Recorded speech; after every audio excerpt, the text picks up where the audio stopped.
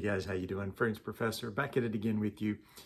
I wanted to share with you a little bit about a recent pickup. It's been probably within about the last 6 weeks or so that I got this, and have been wearing it and just sort of held off a little bit before I wanted to, just make a video about it and tell you a little bit about it and some impressions and so forth, because it's one that is so different really than most anything else I have in the collection that it took a while really to wrap my nose around it. And the fragrance that I'm talking about is Amouage Gold.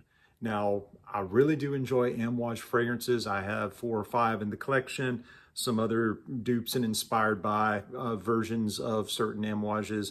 And I'm always looking for maybe a new one to add. And I was really thinking about, what would be different? And, I have the interlude and, the journeyman and memoir man. And, I was thinking, what can I do to sort of get off the beaten path a little bit in terms of Amouage? And so gold, for whatever reason, I think I was just doing a little research, doing a little reading about it. It popped up on my radar and I thought, that's the one. That's the one I want to go with. And so here we go. Here's the bottle. You can see it's a very nice, regal looking bottle.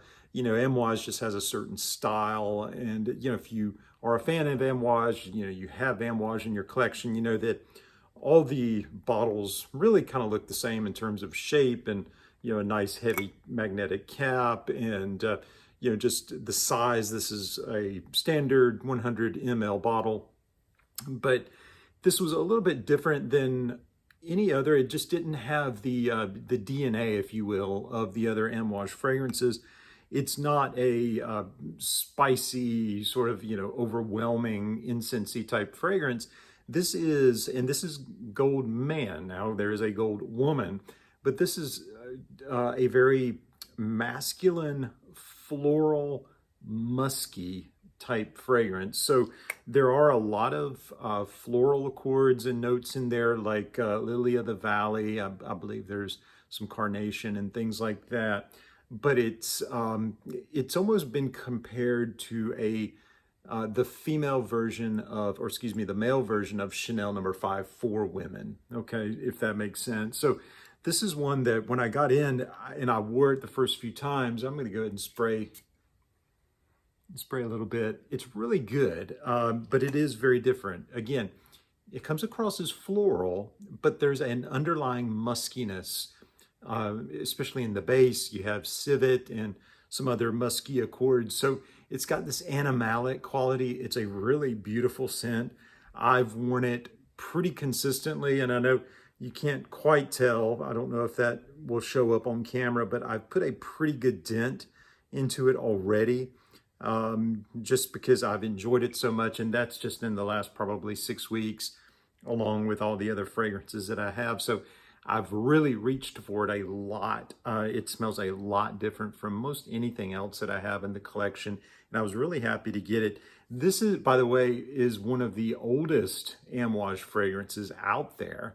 It's not a recent launch or anything like that. Believe it or not, this was launched actually in 1983. 1983, that's 42 years ago now. And it really has stood the test of time. And so when you have a fragrance like this, especially by a house that, is not one of your traditional houses per se, that has been around now, such as this fragrance, for 40 plus years, I think that says something in terms of the longevity and just the appeal. Now, I will tell you, you're going to have to maybe have a little bit more of an open mind with this Amouage. It does come across differently. It does punch a little differently. It has tremendous longevity. I'm getting, at least for me, really, really strong longevity projection. I usually go, regardless of fragrance, I usually go with 4 or 5 sprays in different places. I think 4 or 5 sprays of this would really be pushing it, but I think you could do it because it's not cloying in any way. At least I'm not picking up on that. It's not an overly sweet fragrance, so I think this is one that you could wear fairly heavy.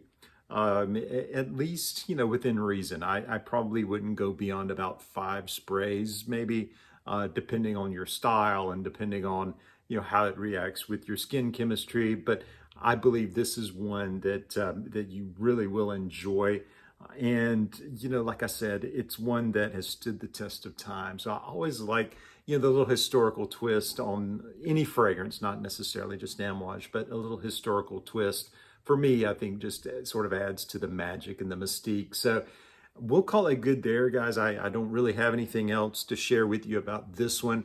Just wanted to really come at you in this video and tell you about my experience so far with Amouage Gold. So again, a 1983 launch, a really nice one. I think if you're looking for something different and you've done the Interlude and you've done the Journeyman and the Enclave and all of these other ones, maybe Memoir Man, which I like a lot.